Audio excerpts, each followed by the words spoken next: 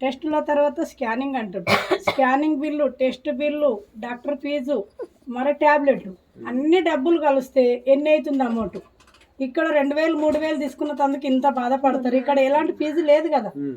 Food supplement ఆరోగ్యానికి మంచిది. ఏదైనా జబ్బు వచ్చినప్పుడు హాస్పిటల్ వాడాలా, హెల్త్కు ఫుడ్ సప్లిమెంట్ వాడాలి. కానీ బాగున్నప్పుడు వాడితే ఏమవుతుందంటే హాస్పిటల్ మెడిసిన్ మనకు అవసరం ఉండదు. ఆరోగ్యంగా ఉండాలంటే వాడాలి మనం.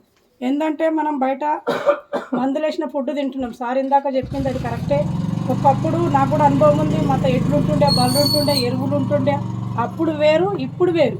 ఎవరు తెడ్లు లేవు, ఎరువు లేదు. కాబట్టి మనం దయచేసి అందరం కూడా మన హెల్త్ మంచి చేసుకున్న వాళ్ళం కాదు, మనం కూడా 100 మందికి హెల్త్కి మంచి చేసిన వాళ్ళం అవుతాం.